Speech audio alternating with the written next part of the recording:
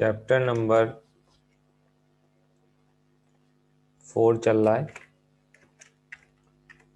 ठीक है, chapter number 4 का नाम है force and motion. Last time जो हमने जो टॉपिक पढ़ा था वो पढ़ा था third law of Newton.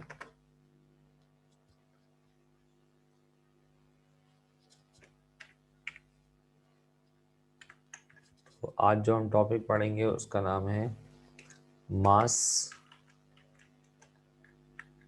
And weight. ठीक है ना, ये टॉपिक भी इम्तिहान में इम्पॉर्टेंट होता है। और मास से वेट के अंदर जो सबसे पहले हम पढ़ेंगे मास।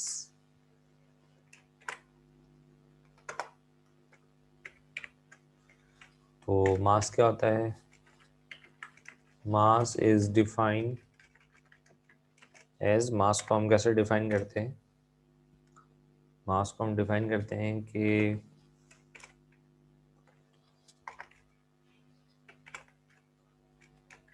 Amount of substance present in a body is called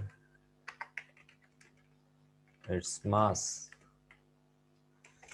किसी भी ऑब्जेक्ट के अंदर, किसी भी बॉडी के अंदर कोई भी मटेरियल जो प्रेजेंट है उसको हम क्या कहेंगे?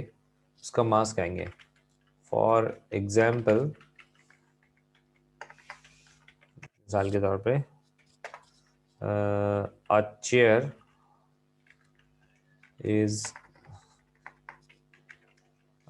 is made up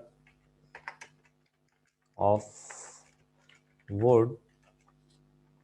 एक चेयर जो है वुड से बनी हुई है, तो इस लिहाज से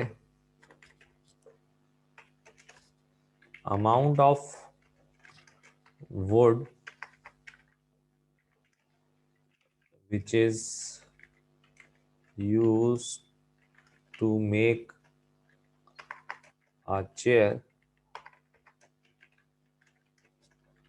will be called its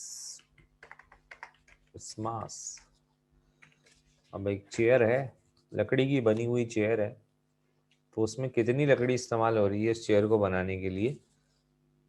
5 kilo, 10 kilo, 20 kilo, जितनी भी लकड़ी आप उसको इस्तेमाल कर रहे हैं चेयर को बनाने के लिए, वो लकड़ी की मिकदार, उसकी क्वांटिटी। अमाउंट का मतलब क्या होता है? जब हम कहते हैं अमाउंट तो उसका मतलब होता है क्वांटिटी। ठीक है, या दूसरा लफ्ज जो है मैग्नीट्यूड। ठीक है, तो अमाउंट के लिए लफ्ज हम इस्तेमाल कर सकते हैं क्वांटिटी या मैग्नीट्यूड। सही है, सेम मीनिंग है दोनों की। इसकी एक और एग्जांपल मैं आपको दे दूं कि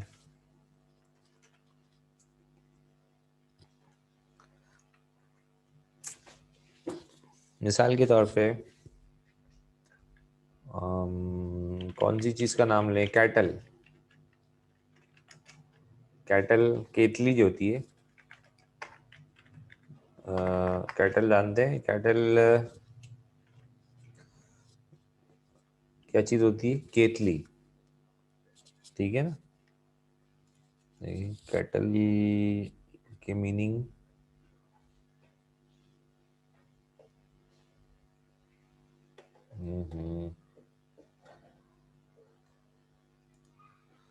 तो लंबी कहानी शुरू हो गई।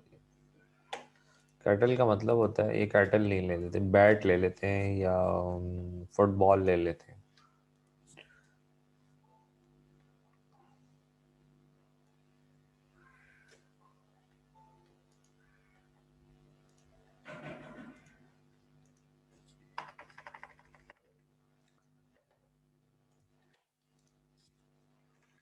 फुटबॉल, ठीक है। फुटबॉल इज मेड ऑफ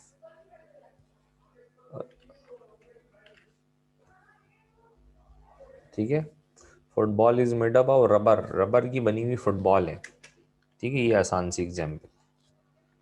तो क्या है, football is made up of rubber, तो amount of rubber presented in the body, या प्रेजेंटेड की जगह मैं लिख सकता हूँ कि used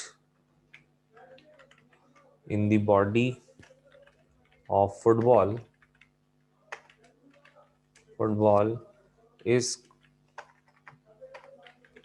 will be called mass of football. ठीक है, कोई भी चीज जिस मटेरियल से बनी हुई होगी, उस मटेरियल की जितनी भी मिकदार है, क्वांटिटी है, अमाउंट है, जो ऑब्जेक्ट के अंदर प्रेजेंट है, उसको हम क्या कहेंगे, उसका मास कहेंगे। ठीक है, तो ये बात आपकी समझ में आ गई होगी सब बच्चों के। इसको मैं अलग कलर से लिख देता हूँ यहाँ पे। ठीक है, ये आ गया। ठीक है, अच्छा जी, उसके बाद हम यहाँ पर आ रहे हैं जी मास के ऊपर, टॉपिक के ऊपर दोबारा आ रहे हैं कि जैसे कि as mass is considered as a physical quantity in physics. Mass क्या है, फिजिकल क्वांटिटी समझी जाती है फिजिक्स में। So it is denoted by M. उसको आप किससे रिप्रेजेंट करेंगे, एम से रिप्रेजेंट करेंगे। हर फिजिकल क्वांटिटी का एक सिंबल होता है, तो मास को रिप्रेजेंट करने के लिए जो सिंबल यूज किया जाता है वो क्या होता है, एम यूज किया जाता है। It is denoted by M and measured in kilogram. इसको किस में मेजर करते हैं, किलोग्राम, यानी सिंपली केजी लिख देते हैं। तो मास जो है वो एक फिजिकल क्वांटिटी है, और फिजिक्स में से हम एम से रिप्रेजेंट करेंगे और उसको मेजर करेंगे किलोग्राम। मास is measured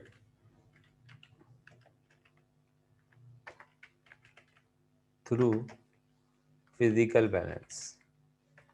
ठीक है, फिजिकल बैलेंस।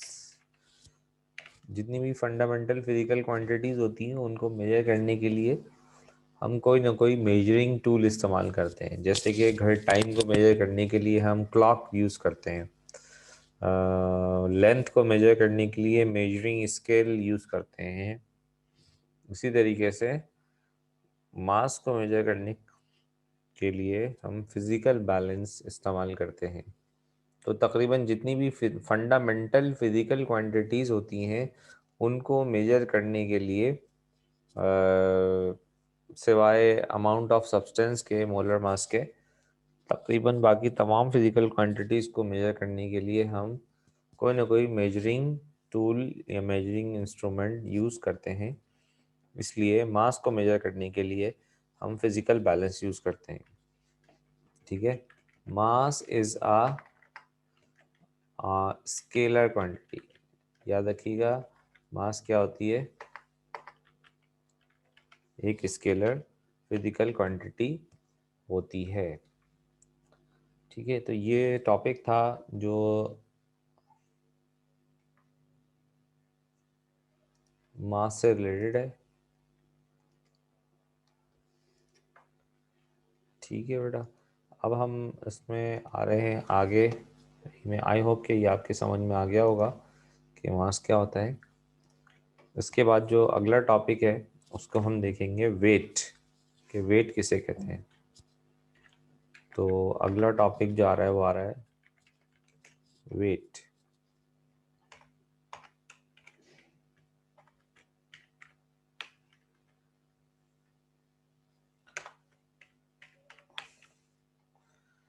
ठीक है, वेट क्या होता है, तो अब इसको डिफाइन करते हैं। Weight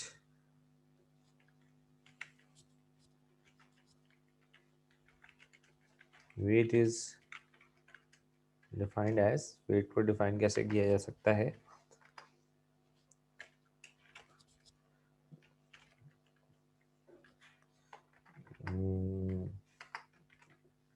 weight is the gravitational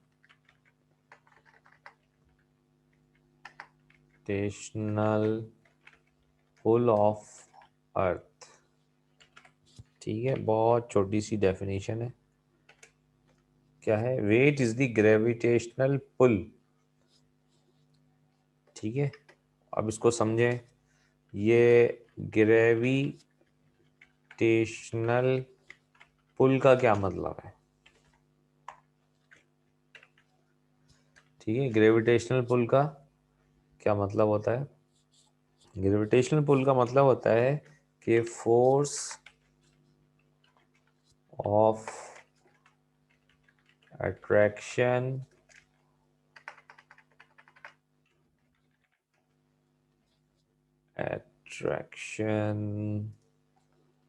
of earth by which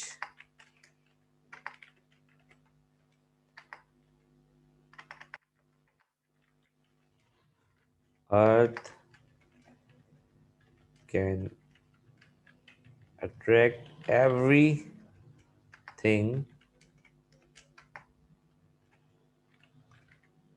towards its center। वो फोर्स ऑफ अट्रैक्शन है जिसकी मदद से ज़मीन हर चीज़ को अपने सेंटर की तरफ क्या करती है? अट्रैक्ट करती है। उस फोर्स को हम क्या नाम देते हैं? ग्रेविटेशनल पुल का नाम देते हैं। ठीक है, समझ में आ गई बात?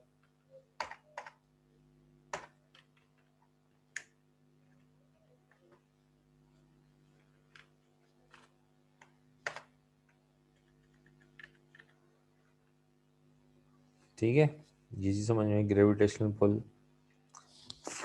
तो जिस फोर्स से ज़मीन किसी भी ऑब्जेक्ट को अपनी तरफ अट्रैक्ट करती है, उस फोर्स को हम उस ऑब्जेक्ट का वेट कहते हैं। समझ में आ रही है कि इसको कैलकुलेट कैसे करेंगे? तो देखें, इसको हम कहते हैं कि वेट ऑफ एन ऑब्जेक्ट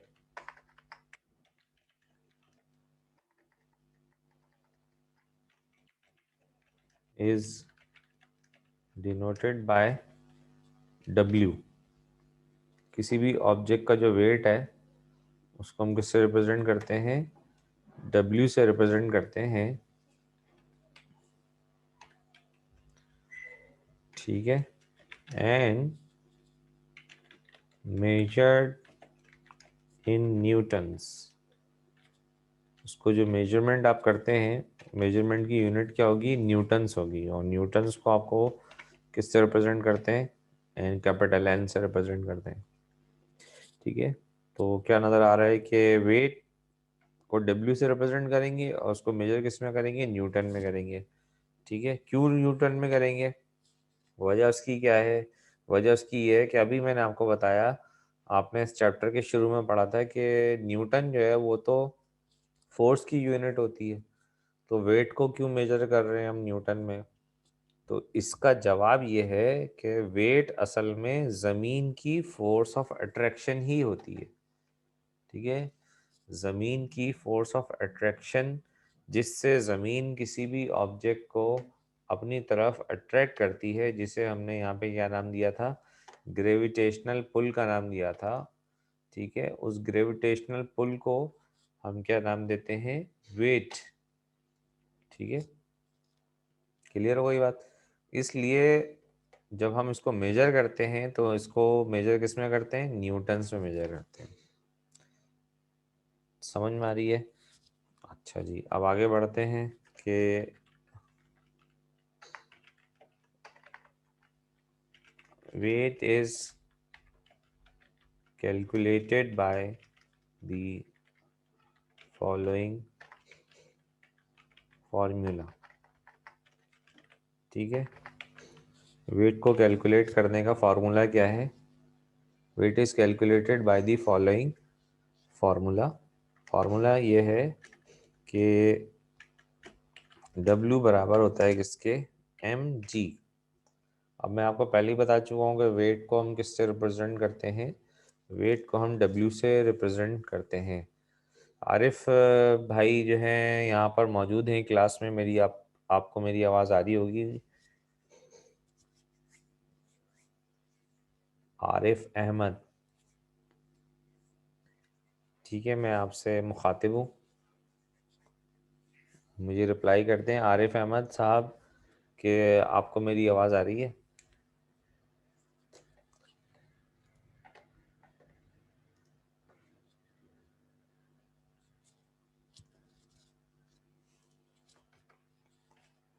अच्छा जी, तो वेट का फार्मूला क्या हो गया, W is equal to mg हो गया, ठीक है। अच्छा जी, ये हो गया। अब वेट की जो यूनिट है वो कितनी हो गई, न्यूटन हो गई। इसमें एक आखिरी जो अहम इम्पॉर्टेंट बात है वो जहन में रखने वाली, वो ये है कि इज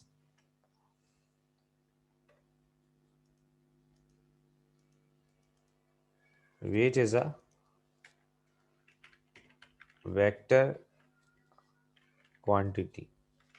वेट क्या होती है, एक वेक्टर क्वांटिटी होती है, ठीक है। और वेक्टर क्वांटिटी किसे कहते हैं और स्केलर क्वांटिटी किसे कहते हैं, इसे हम देखेंगे इंशाल्लाह जब हम चैप्टर नंबर 5 पढ़ेंगे जिसका नाम ही वेक्टर है, तो वहाँ पर हम इसको तफसील से देखेंगे कि वेक्टर क्वांटिटी क्या होती है और स्केलर क्वांटिटी क्या होती है। अभी जो है उसको डिस्कस करना थोड़ा सा अर्ली हो जाएगा, इसलिए मैं वेट को डिस्कस नहीं कर रहा या वेक्टर को डिस्कस नहीं कर रहा, ठीक है बेटा। मैं अटेंडेंस ले लूँ आपकी, तो फिर मैं दोबारा से स्टार्ट करता हूँ। अब जितने बच्चे आने थे वो आ गए, ठीक है। तो आज जो हम ये तो हमने पढ़ लिया वेट क्या होता है, ठीक है। अगला जो टॉपिक है वो है difference between weight and mass. तो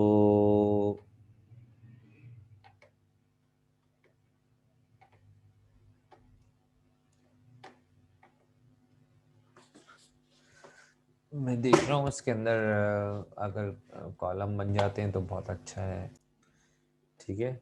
wait is a vector quantity, ये हम डिफरेंस लिखने जा रहे हैं इस वेक्टर वेट में और मास में।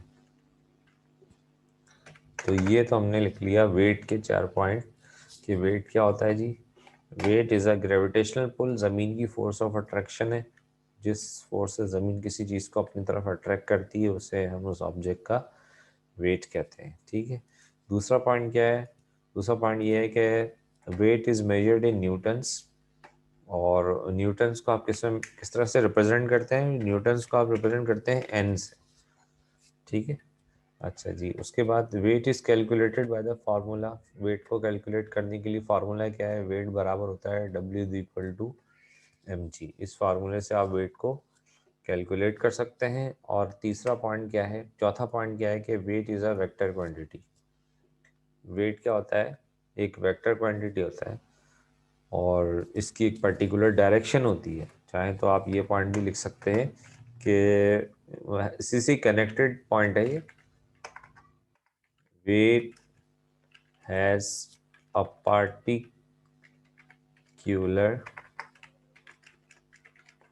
डायरेक्शन, ठीक है, which is always towards earth, जो हमेशा किधर होता है, जमीन की तरफ होता है, ठीक है। ये एक दो पॉइंट हो गए। उसके बाद आ जाइए मास।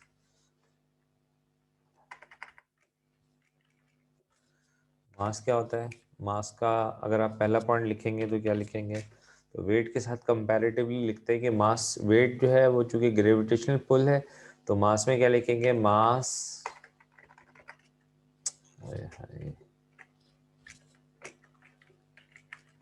Mass is the amount of substance present in an object. Mass क्या है? किसी भी ऑब्जेक्ट में मौजूद मटेरियल कितना मौजूद है उसको हम उसका मास कहेंगे। तो mass is measured in kilogram, जिसको हम किससे रिप्रेजेंट करते हैं? केजी से रिप्रेजेंट करते हैं। वेट की यूनिट क्या होती है? न्यूटन होती है। और मास की यूनिट क्या होती है? किलोग्राम होती है। तो मास, वेट को कैलकुलेट करने के लिए फार्मूला होता है W is equal to mg। Mass को कैलकुलेट करने के लिए कोई फार्मूला नहीं होता है। It is measured by using physical balance. इसको हम फिजिकल बैलेंस की मदद से क्या करते हैं?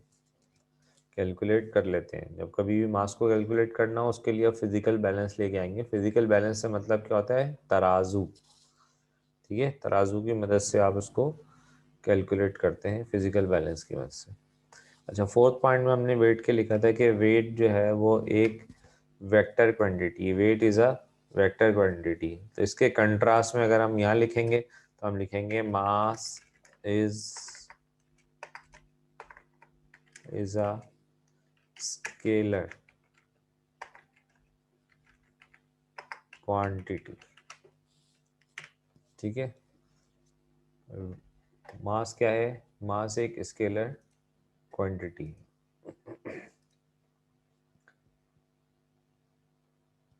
जी, mass is a scalar quantity.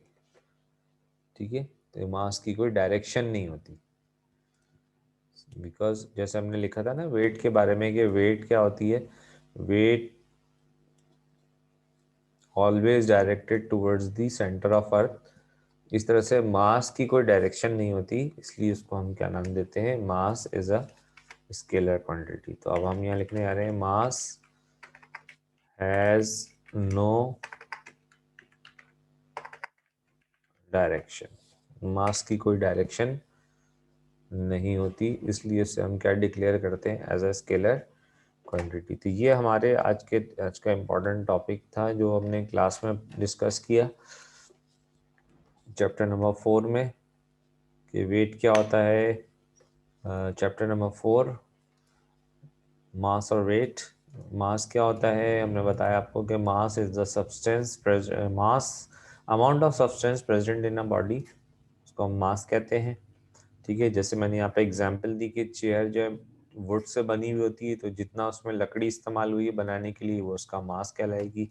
Football है, अगर रबर की बनी हुई फुटबॉल है, जैसे नज़र आ रहा है आपको रबर की बनी हुई फुटबॉल है, तो जितना उसमें रबर इस्तेमाल हुआ है वो उसका मास बन जाएगा। मास को रिप्रेजेंट करते हैं हम, फिजिकल क्वांटिटी है लिहाजा इसको हम एम से रिप्रेजेंट करते हैं और उसको मेजर किसमें करते हैं? किलोग्राम में मेजर करते हैं। ठीक है, क्विक रिवीजन करा रहा हूँ। Mass is measured through physical balance, उसको हम फिजिकल बैलेंस से मेजर करते हैं और ये एक वेक्टर क्वांटिटी है। वेट क्या होता है? कि वेट ग्रेविटेशनल पुल है। ग्रेविटेशनल पुल का मतलब होता है खींचना और पुश का मतलब होता है धक्का देना। तो ज़मीन जो है वो हर चीज़ को अपनी तरफ खींचती है, इसलिए ग्रेविटेशनल पुल का मीनिंग मैंने आपको बताया है कि क्या होती है? Force of attraction of earth है, जिसकी मदद से ज़मीन किसी भी ऑब्जेक्ट को अपनी जानिब अट्रैक्ट करती है। इसे हम क्या कहते हैं? Gravitational pull. ठीक है, वेट को हम रिप्रेजेंट करते हैं किससे? डिनोट करते हैं किससे? डब्ल्यू से। और मेजर करते हैं किसमें? न्यूटन्स में। और उसको मेजर करने का जो फार्मूला है वो क्या होता है? W is equal to mg होता है। डिफरेंसेस इम्तिहान में आ जाता है कि डिफरेंस लिखें, तो मैंने यहाँ पे हेडिंग डाल दी है difference between mass and weight. ठीक है, ये टॉपिक भी जो है इम्तिहान में आ जाता है, तो इसमें मैंने यहाँ पे डिफरेंस लिख दिया जी।